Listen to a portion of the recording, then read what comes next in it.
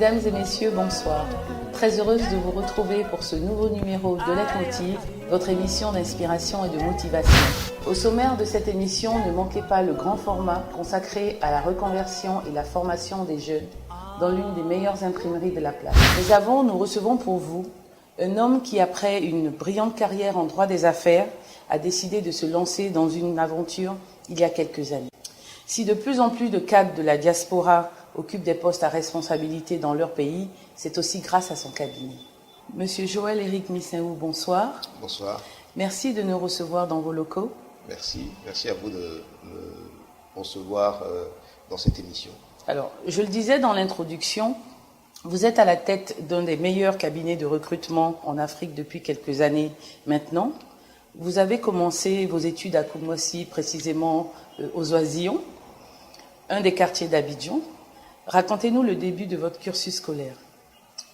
Alors, effectivement, les Oisillons, alors je ne pense pas qu'elle existe encore, cette école, mais à l'époque, donc, c'était une très belle école, gérée par une dame d'une très grande force, qui avait vraiment beaucoup de poigne, et qui a mené donc cette école vraiment de main de fer. Et donc c'était à quelques kilomètres de la maison, donc on y allait à pied accompagné de notre nounou. Je dis on parce que mes trois frères étaient avec moi, frères et sœurs, et j'ai fréquenté cette école jusqu'au CM2. D'accord. Donc à Koumassi, CM2, je finis donc le CM2 avec le CEP en Porsche, et à partir de là, les parents décident qu'il faut traverser la Méditerranée et partir en Europe. D'accord. Alors, après vos études primaires, comme vous le disiez, vous partez en France, vous obtiendrez le bac série B, vous vous inscrivez à la fac de droit à la Sorbonne. J'imagine qu'à cette époque, il ne devait pas y avoir beaucoup d'Ivoiriens ou Africains dans cette prestigieuse école. Comment y êtes-vous arrivé? Alors, la partie début en France est évidemment très difficile. Bon, je ne veux pas faire pleurer les téléspectateurs, mais évidemment, à 11 ans, je crois, partir aussi loin, arriver... Alors, je connaissais la France en été avec les vacances, donc c'était très agréable. Et là, je débarque à Paris en septembre. Il commence à faire froid, c'est l'hiver. Ma mère m'accompagne. Dans un internat ou non, en fait, en famille. D'accord. En famille. Donc, ma mère m'accompagne pour adoucir un peu l'atterrissage. Elle passe je pense 2 mois à peu près avec moi avant de repartir. Et évidemment, à son départ, c'est des pleurs et des crises de larmes tous les jours. Je veux rentrer. Enfin, c'était assez difficile. J'en profite d'ailleurs pour rendre un brillant hommage à cette femme qui, malgré la difficulté de la situation, puisqu'entre-temps, mes parents se sont séparés, etc., elle a quand même tenu à nous maintenir en France pendant tout ce temps. Ah oui. Vraiment de façon très courageuse, parce que bon, elle était assistante de direction d'administration publique ici à Abidjan, et donc sa rémunération, son salaire, etc., était entièrement dédié à ce qu'on puisse aller jusqu'au bout de nos études, bien que beaucoup de gens dans son entourage lui disaient écoute, ça coûte trop cher, il faut les faire revenir, c'est trop compliqué. Donc elle a résisté jusqu'à ce qu'on puisse, mon frère et moi, puisqu'on était deux là-bas, jusqu'à ce qu'on puisse prendre le relais nous-mêmes en travaillant, en faisant des petits boulots, comme on dit, à côté pour poursuivre nos études. Tout à fait. Et donc voilà, je voulais vraiment ce que font beaucoup de jeunes étudiants d'ailleurs. Absolument. Donc je voulais vraiment lui rendre ce brillant hommage, parce que vraiment elle le mérite. Et donc cette partie-là a été assez difficile au démarrage, mais finalement petit à petit, on s'est accroché, mon frère m'a rejoint l'année suivante, donc ça a fait un peu plus de soutien local, donc c'était bon pour le moral. Et puis petit à petit, on s'est entraînés l'un l'autre, on a suivi nos études au lycée ensemble, et puis on a passé le bac, lui 1 an après moi, et voilà, on est allés ensemble à la Sorbonne. Ça a été un choix vraiment. Jusqu'à aujourd'hui, je ne m'explique pas pourquoi ce choix d'ailleurs, parce que bon, on était en région parisienne, il y avait des universités pas loin, Vitaneuse, Saint-Denis, mais bon, j'avais en tête... la Sorbonne? Voilà, vraiment, je ne me l'explique toujours pas aujourd'hui, mais j'avais en tête simplement d'aller à la Sorbonne, de m'inscrire à la Sorbonne, donc j'ai fait ce qu'il fallait, le parcours du combattant de l'époque pour y arriver, et on a réussi à s'y inscrire. D'accord, et après la Sorbonne, alors, vous décidez de faire quoi? En entrant à la Sorbonne, mon idée, et un peu avant d'ailleurs, mon idée c'était d'être magistrat. J'ai toujours voulu embrasser cette carrière de magistrat, notamment parce que j'avais à l'époque dans ma famille un des oncles de ma mère qui était le président de la Cour suprême, Manzouni Coulibaly, et donc qui m'a un peu inspiré. Et c'est vrai que j'ai eu envie d'embrasser cette carrière. Malheureusement, je ne pouvais pas parce que n'étant pas français, n'ayant pas la nationalité française, à l'époque, je ne pouvais donc pas intégrer l'école de la magistrature. Mais j'avais envie quand même de faire du droit. Donc je me suis inscrit à la Sorbonne en droit. Vous êtes resté combien de temps à la Sorbonne? Alors j'ai fait 6 ans en tout à la Sorbonne. Donc le cursus classique jusqu'à la maîtrise de droit des affaires. Et ensuite j'ai fait 2 troisièmes cycles. Un premier, troisième cycle en droit bancaire et financier. Et puis un deuxième, troisième cycle qui était plus orienté vers l'Afrique. C'était un DEA de droit des affaires spécialisé sur le continent africain avec des spécificités africaines. Et à l'issue donc de ces 2 troisième cycles, je suis allé ensuite à l'école d'avocat. D'accord. Alors après votre DSS en droit bancaire, vous rêvez de rentrer à l'école de magistrature et malheureusement vous n'y arrivez pas parce que vous n'êtes pas français, comme vous le disiez tout à l'heure. Et finalement ce sera l'école d'avocat au barreau de Paris. Racontez-nous cette dernière étape de votre cursus estudiantin. Alors l'entrée à l'école se fait d'abord par un concours qu'on appelle le CFPA, donc le certificat de formation, enfin d'aptitude de la formation, de la profession d'avocat. C'est un concours qui est très prisé évidemment, qui est très difficile à avoir parce que beaucoup de candidats et pas beaucoup de place. Il y avait un numerus clausus à l'entrée de l'école pour faire en sorte que la formation soit efficace. Il ne fallait pas qu'il y ait trop d'étudiants. Donc l'entrée était quand même assez limitée. Donc réussite à ce concours, évidemment c'était la joie, c'était le bonheur d'entrer dans cette école et de sentir qu'on était de plus en plus proche de la fin de la formation, de la fin des études et puis peut-être demain entrer dans un cabinet en tant qu'avocat. Donc vraiment un concours assez agréable. L'école elle-même était plutôt prestigieuse et beaucoup d'avocats du barreau de Paris, des ténors y sont passés. Donc c'était vraiment un soulagement d'accéder à cette école. Parce qu'on savait que ensuite la formation et la sortie de l'école étaient quasiment garanties. D'accord. Alors, à peine sorti de l'école d'avocat du barreau de Paris, vous obtenez un stage, et pas n'importe où, à la Banque fédérale des États-Unis à Washington, pendant 6 mois. Pour le jeune que vous étiez, comment avez-vous vécu cette expérience? L'adaptation n'a pas été trop difficile?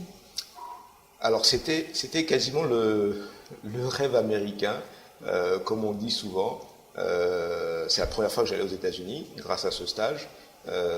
C'était en plus un événement prestigieux parce que rentrer à la Banque fédérale, à la Federal Reserve comme ils disent, pour un stage dans un environnement complètement inconnu, c'était l'aventure, c'était l'inconnu, mais en même temps c'était super excitant de savoir que j'allais partir un peu à l'aventure.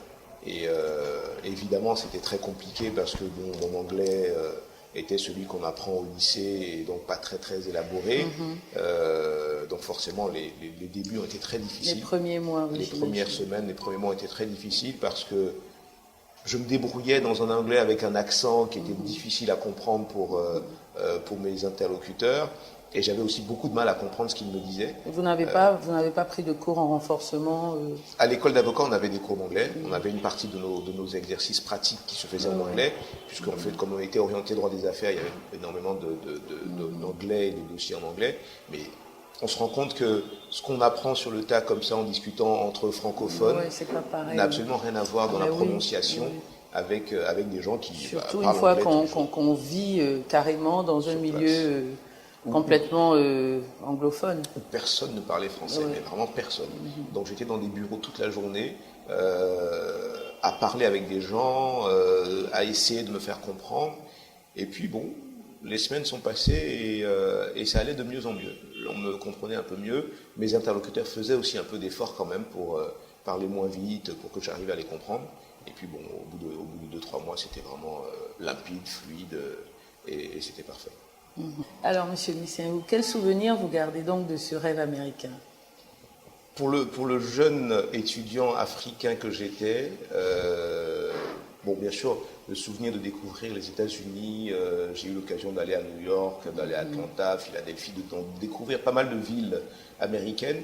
Mais je pense que dans le cadre de ce stage, ce qui m'a beaucoup marqué, c'est le jour où je me suis retrouvé dans une grande salle de réunion avec à l'époque le président de la Banque fédérale qui était Alan Greenspan. J'ai eu l'impression ce jour-là qu'il y avait 15 km dans la salle, il était tout au bout de la table. C'est quand même impressionnant. C'est très très impressionnant. Une énorme table, immense table, où il y avait peut-être une cinquantaine de personnes autour de la table. Wow. Et donc moi j'étais dans un coin avec mon maître de stage à l'époque. Et voilà, donc c'était une réunion. Il fallait parler devant tout ce monde? Non, moi j'étais juste observateur. Mais voilà, le fait de me retrouver dans la même salle de réunion avec le patron de la Banque fédérale à l'époque, c'était très très très impressionnant. Vraiment. Donc je crois que c'est ça le plus marquant, en plus de la découverte des États-Unis, de la découverte de l'Amérique, ces grandes villes, etc., Washington, New York, etc. Et vraiment, cette rencontre-là a été quelque chose d'assez exceptionnel. D'accord. Alors, Monsieur Misiaou, nous avons une tradition dans cette émission. Nous faisons un focus sur des activités entrepreneuriales et cette semaine, nous avons déposé nos caméras à Yopougon pour une remise de diplôme à des jeunes formés au métier de l'imprimerie. Je vous propose de suivre un grand format.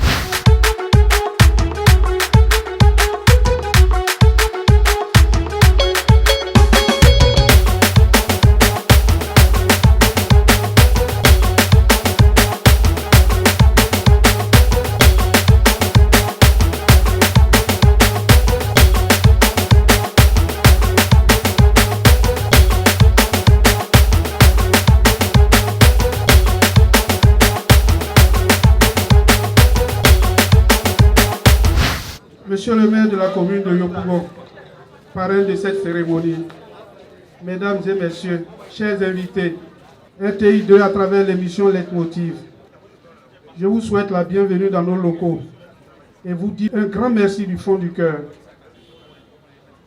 Cette journée porte ouverte a pour objectif de vous présenter notre entreprise, mais surtout de faire un bilan après 16 ans de présence sur le marché de l'imprimerie en Côte d'Ivoire.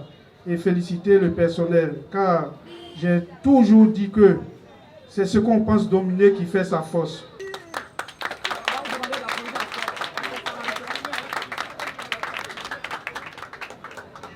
Monsieur le maire, en acceptant de parrainer cette cérémonie de remise des attestations de fin de stage aux apprenants et des médailles aux travailleurs de cette imprimerie, cela témoigne que vous êtes un homme de terrain et d'action. Merci encore, monsieur le maire, pour votre soutien. Chers invités, mesdames et messieurs, c'est un bilan partiel qui peut être fait après 16 ans. Mais le bilan complet, je le ferai à deux illustres personnalités qui sont Feu Kassoum Coulibaly, que j'ai voulu copier depuis mon enfance. J'ai été séduit par l'homme, car c'était un passionné du travail. De là où il est, je lui en suis reconnaissant. C'est cette valeur de travail que nous essayons d'inculquer à nos petits frères aussi. La deuxième personnalité, monsieur le maire, c'est au président de la République, monsieur Alassane Ouattara.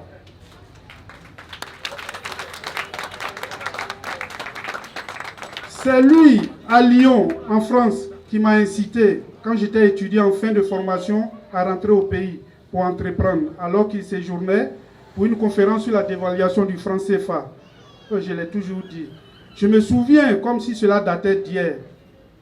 Aujourd'hui, ces conseils portent leurs fruits, car j'ai remporté beaucoup de trophées, beaucoup de prix de la part de plusieurs organismes de la Chambre, dont la Chambre de commerce et d'industrie de la Côte d'Ivoire comme meilleur imprimeur des factures normalisées 2014. S'il vous plaît, monsieur le maire, vous êtes dans le bois sacré. Dites au président de la République que son petit veut le croiser. Pour faire un bilan de sa présence en Côte d'Ivoire, car c'est un devoir de reconnaissance à son égard. Aujourd'hui, c'est un grand jour pour ces jeunes, que vous verrez tout à l'heure, qui m'ont été confiés par leurs parents, amis ou recrutés par Flair dans la rue. Ces jeunes ont reçu une formation gratuite pendant plusieurs mois à travers la Fondation Kassoum. Ils doivent se retrouver maintenant sur le marché du travail avec leur attestation de fin d'apprentissage. Chers parents, vos enfants sont prêts. Ils ont été très bien formés. Je n'ai pas d'inquiétude sur leur réussite dans le monde du travail, pourvu que cette rigueur et cette éducation inculquée tout au long de leur formation soit un mot d'ordre pour eux. Je crois fermement que l'esprit de travail de leur grand-père, Kassoum Coulibaly, va les assister. J'ai fait ma part dans leur stage d'apprentissage, car disait l'ancien président Sékou Touré, et je cite, « La valeur de l'existence d'un homme n'est déterminée ni par le nombre de diplômes, ni par la richesse, ni par la beauté, mais uniquement par la contribution qu'il apportera à l'évolution de ses semblables. » Je vous remercie. Vous êtes partenaire avec nous, c'est compte tenu de la qualité de vos services que nous traitons avec vous.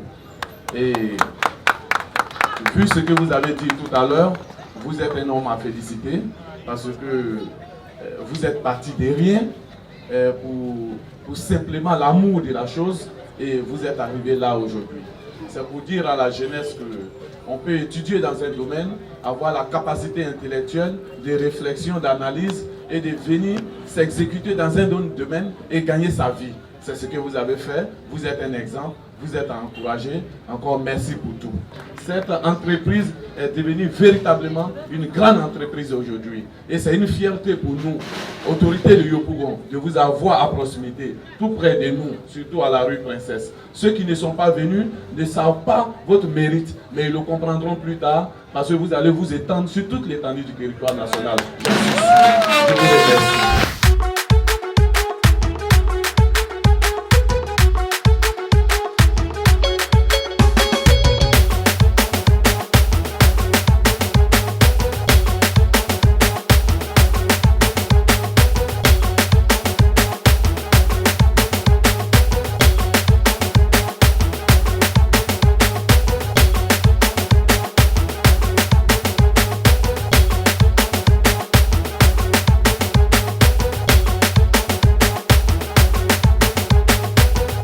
Monsieur le représentant du maire, messieurs les officiels, messieurs les représentants de la presse, aujourd'hui, il vient d'être promu et d'être mis à l'honneur, ce qui traduit aujourd'hui l'importance et le bon travail qu'il a pu effectuer auprès de quelqu'un pendant 16 ans.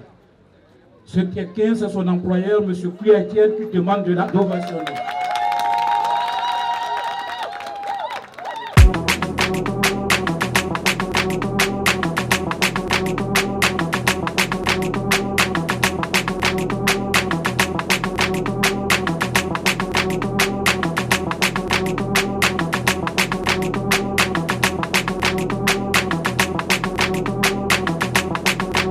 C'est Madame Manjou Foline.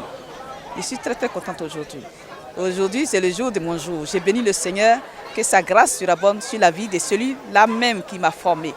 Merci Seigneur. Je fais le montage de film, l'installation et la finition. Quand les photographes finissent de faire la conception, ils tirent un film, ça vient chez moi. Quand ça vient chez moi, je cale ça sur une plaque. Quand je finis de caler, je m'en vais l'installer. Je finis l'installation, ça passe à la machine pour le tirage. Quand on finit de tirer à la machine, il y a également la finition aussi. J'ai fait la finition également. Je suis contente. Je m'appelle Madame Payé. Ce qui m'a marqué aujourd'hui, c'est la cérémonie de remise d'attestation pour les jeunes. Parce que j'étais là, j'assistais à tout. Il a pris des jeunes même dans la rue qu'il a formés. Et aujourd'hui, ces jeunes peuvent gagner leur vie honnêtement. C'est vraiment ce côté-là qui m'a vraiment marqué. Et j'espère que beaucoup de personnes feront comme lui, parce qu'il faut aider nos enfants d'aujourd'hui, des jeunes qui traînent, des jeunes qui chôment.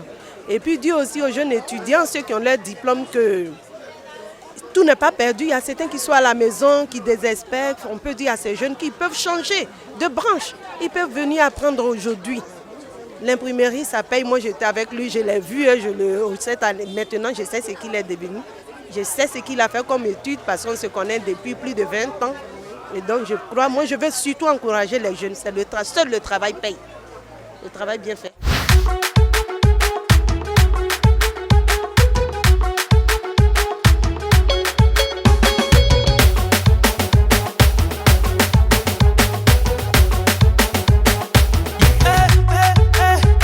J'ai sorti le soir de empocher les billets. J'ai les billets, la concurrence et les petits. De retour avec notre invité, M. Joël-Éric Missinhou, manager associé d'Afrique Search, un des cabinets de recrutement qui a pignon sur rue, aussi bien en Afrique, en Europe et aux États-Unis. Alors, après votre stage à la Banque fédérale des États-Unis à Washington, vous retournez à Paris dans un cabinet d'avocats, puis vous obtiendrez un poste chez Ernst & Young, un des plus grands cabinets d'avocats au monde. Comment vous vivez ce début de carrière? Est-ce que c'est déjà une consécration pour vous? Alors, c'est en tout cas quelque chose d'extraordinaire parce que à l'époque déjà, il était de plus en plus difficile pour les jeunes avocats sortant de l'école de trouver ce qu'on appelle le stage. Parce qu'en fait, une fois qu'on a fini notre formation et qu'on a le CAPA, donc le certificat d'aptitude de la profession d'avocat, on est censé être en stage pendant 3 ans. C'est une période donc, pendant laquelle on ne peut pas s'installer à son compte. On est obligé d'apprendre chez un maître de stage. Pendant 3 ans? Pendant 2 ans, pardon. 2 ans. Pendant 2 ans. Et donc, à l'époque, c'était 2 ans. Je crois que ça a changé récemment. Donc, il était difficile, en tout cas pour tout le monde. On était quelques centaines à sortir de l'école tous les ans. Et tout le monde ne trouvait pas immédiatement un stage dans un cabinet. Donc, le fait de trouver tout de suite en rentrant des États-Unis quasiment et de pouvoir démarrer mon activité professionnelle immédiatement et en plus chez Ernst & Young était, alors pas une consécration, mais en tout cas c'était vraiment quelque chose de fabuleux et ça me permettait tout de suite d'entrer dans le monde du travail. J'ai pu prêter serment immédiatement, donc encore une cérémonie assez extraordinaire, le fait de prêter serment devant d'autres avocats, devant je crois que c'était à la cour d'appel, donc ça aussi c'est quelque chose d'assez extraordinaire. En quoi consistait votre mission chez Ernst & Young?